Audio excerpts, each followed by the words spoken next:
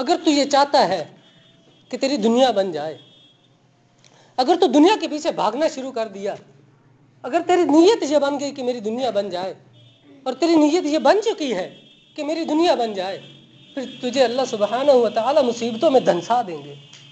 تیری سوچ اور فکر یہ بن گئی کہ بس پیسہ، عہدہ اور منصب، گاڑیاں، سواریاں، اس سے مجھے سکون ملے گا، اس سے مجھے عزت ملے گی، میری زندگی میں پیسہ آ جائے گا تو بلندیاں میرے قدم چومیں گی، مجھے شہرت ملے گی۔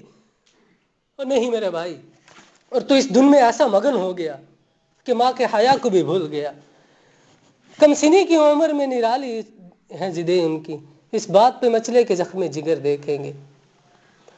تو نے نبی صلی اللہ علیہ وسلم کی سنتوں پر چھری چلا دی، چھلنی کر دیا، اور تجھے حیا تک نہ آیا۔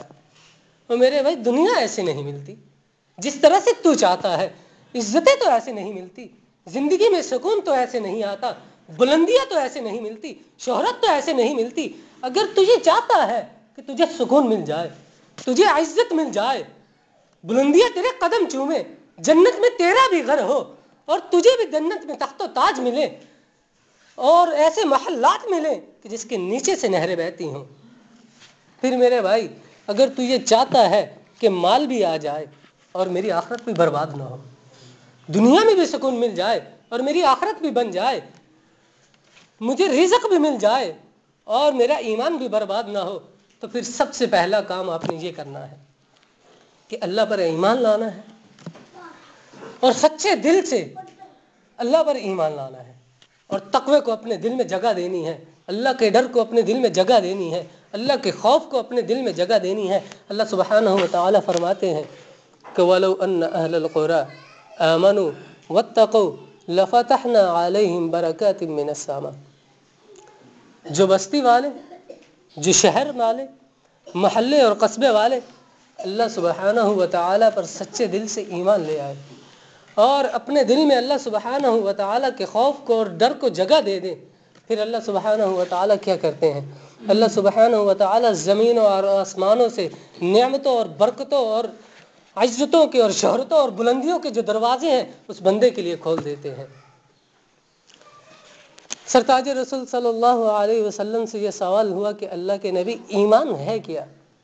تو سرتاج رسول صلی اللہ علیہ وسلم نے فرمایا، ان تؤمنوا باللہ وملائکتہ وکتبہ ورسلہ وان تؤمنوا بالقدر خیر و شر، کہ لوگوں، ایمان یہ ہے کہ اللہ کو ایک مانا جائے، اس کے ساتھ کسی کو شریک نہ ٹھہرایا جائے، قل هو اللہ احد، یہ ہے میرے اللہ کی صفات، اللہ الصمد لم یلد ولم یولد ولم یکن لہ کفوا احد۔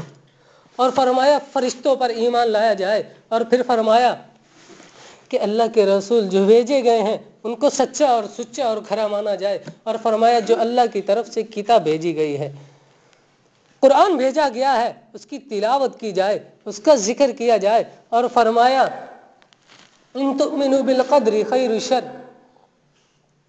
اور خیر و شر پر ایمان لایا جائے۔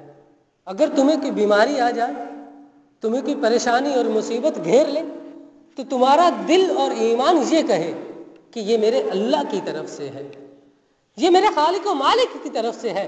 اور اگر تمہیں کوئی خوشی مل جائے، کہ اللہ کی طرف سے رحمت مل جائے، کوئی برکت مل جائے، کوئی نعمت مل جائے، تو پھر تکبر نہیں کرنا، پھر یہ کہنا ہے الحمدللہ الذی بنعمتہ تتم الصالحات، یہ میرے اللہ کی طرف سے ہے، یہ میرے اللہ کی طرف سے نعمت ہے۔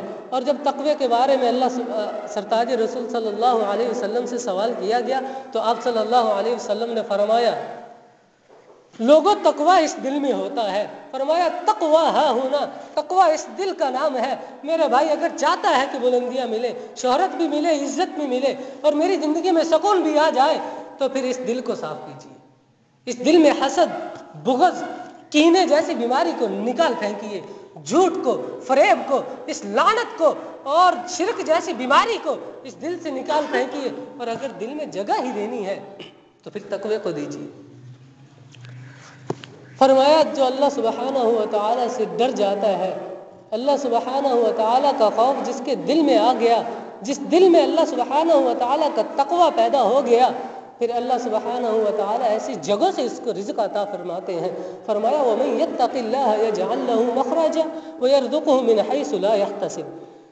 ایسی جگہوں سے اسے رزق عطا فرماتے ہیں کہ اس کی سوچ تک وہاں نہیں جاتی. پھر پرے اور پریشانی اور ناکامیوں کو اس کی زندگی سے نکال پھینکتے ہیں. اور فرمایا جہاں تک تیری عقل کے یہ گھوڑے دوڑ نہیں سکتے میرا اللہ سبحانہ و تعالیٰ تجھے وہاں سے بھی رزق عطا کرے گا. اور اللہ سبحانہ و تعالیٰ کیسے کیسے اور کہاں کہاں سے رزق عطا کرتا ہے آئیے ہم بھی دیکھتے ہیں. عمر بن عبد العزیز رحمہ اللہ سفر پہ جا رہے ہیں اور جاتے جاتے ایک چٹیل میدان آتا ہے. وہاں پہ دیکھتے ہیں بھوک لگ گئی, شدت کی گرمی ہے. دیکھا کہ ایک چرواہا ہے جو بکریاں چرا رہا ہے. اس کے پاس چلے گئے, کہا میرے بھائی ہمیں ایک بکری بیچ دے, ہم تجھے اس کی قیمت ادا کریں گے. اور اس چرواہے کا جواب سنیے, یہ ہے اللہ کا ڈر اور تقوی اور خوف. کیسے اللہ کا ڈر اور تقوی اس کے خوف اور اس کے دل میں ہے.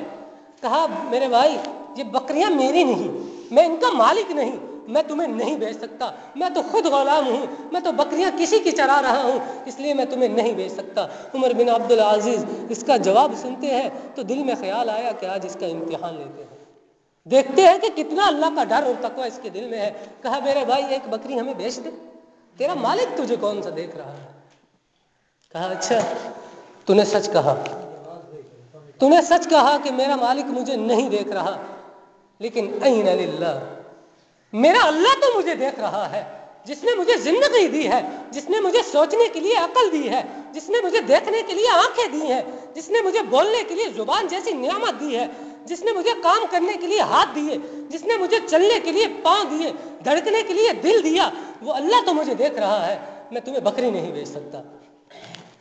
ایسا اللہ کا ڈر. عمر بن عبد العزیز نے سوچا اس کا اور امتحان لیتے ہیں. کہا دیکھ ہمیں ایک بکری بیچ, ہم تجھے قیمت بھی ڈبل دیں گے اور اس کا آدھا گوشت بھی تیرا. کہا نہیں میں تمہیں بکری نہیں بیچ سکتا کیونکہ میں نے آج روزہ رکھا ہے. عمر بن عبد العزیز اس کا جواب سن کے حیران ہو جاتے ہیں اور کہا تو کیسا انسان ہے, اتنی شدت کی گرمی, اوپر سے تو کام کر رہا ہے, 1000 بکری ہے جن کو تو سنبھال رہا ہے, اور اوپر سے تو نے روزہ رکھا ہے, چٹیل میدان ہے, کہیں سایہ نہیں ہے, تو نے روزہ رکھا ہے, تجھے پیاس نہیں لگتی. کہا ہاں تو نے سچ کہا, بڑا سخت دن ہے, لیکن میں اس دن کی تیاری کر رہا ہوں جس دن جہنم کو گھسیٹ کے لایا جائے گا اور جہنم کہے گی این الجبارون این المتکبرون, یا اللہ کہاں کے تکبر کرنے والے, کہاں کے گھمنڈ کرنے والے, یا اللہ کہاں کے تیرے نافرمان بندے. میں اس دن کی تیاری کر رہا ہوں جس دن وصاحبتہ وبنی, جس دن اولاد ماں باپ کے کام نہیں آنے والی, جس دن بھائی بھائی کے کام نہیں آنے والا, جس دن ماں بیٹوں کے کام نہیں آنے والی. میں اس دن کی تیاری کر رہا ہوں جس دن یحرق الناس یوم القیامت حفاتا عراتا غرلا, جس دن ننگا پیش کیا جائے گا محشر کے میدان میں, جس دن پسینہ ٹخنوں سے لے کر سر تک ہوگا, اور کچھ ایسے بھی ہوں گے جو اپنے پسینے میں ڈبکیاں کھا رہے ہوں گے. میں اس دن کی تیاری کر رہا ہوں جس دن پل صراط کو جہنم کے اوپر بچھا دیا جائے گا, جس دن مجرموں کو پکڑا جائے گا, جس دن اللہ سبحانہ و تعالیٰ خود کہیں گے کہ آج مجرموں کو الگ کر دو, صفیں بن رہی ہوں گی, مجرموں کی الگ ہوں گی اور نیکوں کی الگ ہوں گی. اور اللہ سبحانہ و تعالیٰ اس دن فرمائیں گے ساتوں زمینوں کو والارض والسماوات, ساتوں زمینوں کو اپنے دائیں ہاتھ میں لیا ہوگا اور ساتوں آسمانوں کو اپنے ہاتھ میں لیا ہوگا, اور فرمائیں گے ان الجبارون, کہاں گئے دنیا میں خدائی دعوے کرنے والے, کہاں گئے دنیا میں یہ تکبر اور گھمنڈ کرنے والے. میں اس دن کی تیاری کر رہا ہوں جو اس دن سے بہت زیادہ سخت ہے. عمر بن عبد العزیز اس کا جواب سنتے ہیں تو کہا اچھا تیرا مالک کہاں ہے, میں اس سے ملنا چاہتا ہوں, ذرا مجھے اس سے ملوا دے. تو عمر بن عبد العزیز کو اس کے مالک کے پاس لے کے جاتا ہے, اپنے مالک کے پاس لے کے جاتا ہے اور اس سے ملواتا ہے. اور عمر بن عبد العزیز اسے کہتا ہے یہ تیرا غلام ہے. کہا جی ہاں یہ میرا ہی غلام ہے. کہا میں تجھے یہ غلام خریدنا چاہتا ہوں تجھ سے, مجھے یہ غلام بیچ دے, میں تجھے اس کی قیمت ڈبل ادا کروں گا, اور یہ ساری کی ساری بکریاں بھی مجھے بیچ دے. غلام بھی خریدا, بکریاں بھی خریدی, اور غلام پھر یوں ہی نہیں چھوڑا, اسے غلام ہی نہیں رکھا, اسے آزاد کر دیا. غلام بھی آزاد کیا اور 1000 کی 1000 بکری بھی اسے تحفے میں پیش کی. یہ ہے وَيَرْزُقُهُ مِنْ حَيْثُ لَا يَحْتَسِبُ. میرا اللہ پھر ایسی جگہوں سے رزق عطا کرتا ہے کہ جہاں تک بندے کی سوچ بھی کام نہیں کر سکتی. اور صرف یہی نہیں، 2 بندوں نے زمین کی خرید و فروخت کی، اور جس نے زمین خریدی وہ ہل چلانے جاتا ہے، ہل چلاتا ہے، ہل چلا رہا ہے، اور زمین سے ایک مٹکا نکل پڑتا ہے. جب مٹکا نکلا تو مٹکا بھی خالی نہیں، سونے سے بھرا ہوا، لیکن اپنے ایمان کو برباد نہیں کیا. مٹکا اٹھایا اور سیدھا جس سے زمین خریدی اس کے پاس چلا جاتا ہے اور کہتا ہے کہ میرے بھائی یہ تیری زمین سے نکلا ہے، یہ تیرا ہے. اور وہ کہتا ہے کہ نہیں نہیں نہیں، میں نے زمین بیچ دی، لہٰذا یہ تیرا ہے، میرا نہیں ہے. میں نے زمین بیچ دی تو اس سے نکلنے والی اب تیری چیز ہے، میرا اس پہ کوئی حق نہیں ہے، میں تجھ سے یہ نہیں لے سکتا. دونوں اس بات پہ جھگڑ رہے ہیں. کس لیے جھگڑ رہے ہیں؟ صرف اس لیے کہ دل میں یہ خیال ہے کہ کہیں میں کسی مسلمان بھائی کا حق نہ مار بیٹھوں، کہیں سرتاج رسول صلی اللہ علیہ وسلم کی سنتوں سے باہر نہ ہو جاؤں، کہیں اللہ کے حکموں کو ٹھکرا نہ بیٹھوں، کہیں مجھ پر کسی پر ظلم نہ ہو جائے. دل میں یہ خوف ہے، اللہ کا ڈر اور تقویٰ ہے، اس لیے یہ کہہ رہے ہیں کہ یہ تیرا ہے. وہ کہتا ہے یہ تیرا ہے. اور آج کچھ مسلمان بھائیوں کا یہ حال ہے کہ ایک ایک روپے اور ایک ایک پیسے کے پیچھے اپنی زندگیوں تک برباد کر دیتے ہیں، کٹ مر جانے کو تیار ہو جاتے ہیں. اور یہ دونوں اس بات پہ جھگڑ رہے ہیں کہ یہ تیرا ہے اور یہ تیرا ہے. اور یہ جھگڑتے جھگڑتے داؤد علیہ السلام کے پاس چلے گئے. دونوں نے اپنا اپنا بیان سنایا اور داؤد علیہ السلام نے یہ فیصلہ کیا. پوچھا کہ تمہاری کوئی اولاد ہے؟ کہا جی ہاں ہماری اولاد تو ہے. کہا پھر ایسا کرو کہ دونوں کی شادی کر دو اور یہ مٹکا انہیں تحفے میں دے دو. یہ ہے اللہ کا ڈر اور تقویٰ کہ مٹکے کو، یہ سونے کو اپنے آپ سے دور کر رہے ہیں، پھینک رہے ہیں، لیکن جب اللہ کے ہو جائیں تو پھر اللہ سبحانہ و تعالیٰ نے انہی کے مقدر میں لکھ دیا، انہی کو اولاد کو مل گیا. میرے بھائی اگر رزق چاہتے ہو، برکتیں چاہتے ہو، عزتیں چاہتے ہو تو پھر اللہ کے ڈر اور خوف کو اپنے دل میں جگہ دیجیے. اور دوسرا کام آپ نے جو کرنا ہے وہ یہی کرنا ہے کہ استغفار کرنا ہے، استغفار کا ورد کرنا ہے، اور اللہ سبحانہ و تعالیٰ سے گڑ گڑا کے، رو کے، اپنے دل کو صاف کر کے اللہ سبحانہ و تعالیٰ سے بخشش طلب کرنی ہے. اور اس کا فائدہ کیا ہوگا؟ اللہ سبحانہ و تعالیٰ آسمانوں سے بارشیں بھی دیں گے،